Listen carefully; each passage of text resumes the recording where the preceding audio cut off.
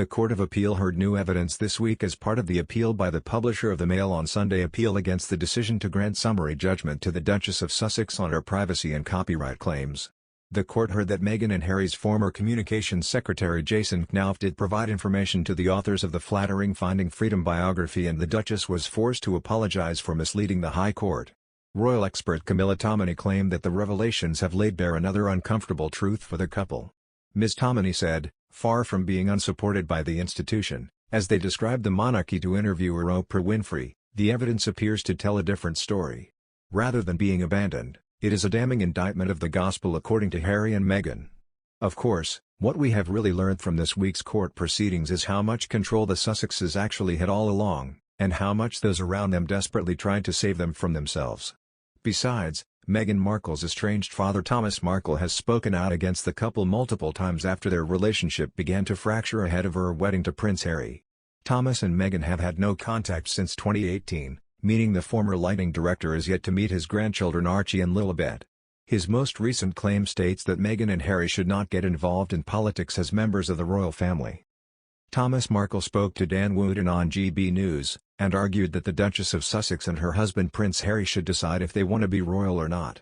The comment came as the pair discussed recent claims from Prince Harry about alerting Twitter founder Jack Dorsey about the January 6 Capitol riot before the event. He said, "I saw that, I thought it was a joke. And the idea that he, Harry, called them up and said that was going to happen is ridiculous. The idea that they're both writing letters to the government. First of all, royals aren't supposed to do that. So they have to decide if they're going to be royals or stop being royals." Mr. Wootton added, "Yes, because of course your daughter, Thomas, is also communicating with U.S. senators introducing herself as the Duchess of Sussex and campaigning for paid parental leave. What did you make of that?" Mr. Markle claimed, "I think it's ridiculous for her to be doing that.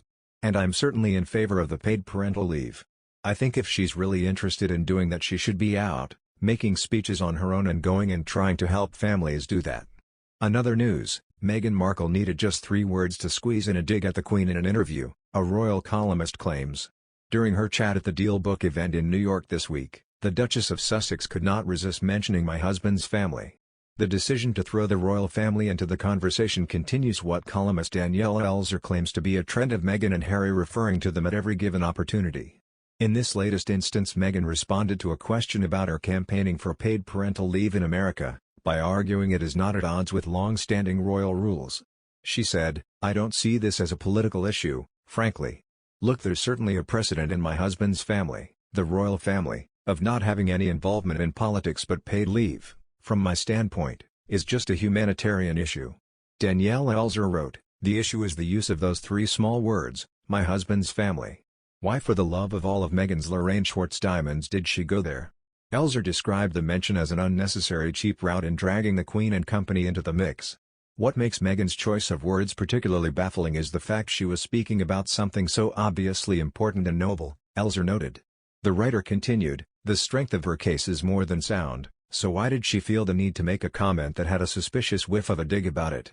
If the Duke and Duchess respect the sovereign so much, why spend much of this year denouncing the family and institution she heads up? Why never seemingly miss an opportunity to take a potshot at the palace? For 2 people so keen to build a new, shiny life on the other side of the world and to distance themselves from the institution they have argued did them wrong, they do seem to spend an inordinate amount of time talking about his family." Elser even compared their apparent obsession with dropping in slights against the royals, to someone still hung up about their ex and constantly talks about them.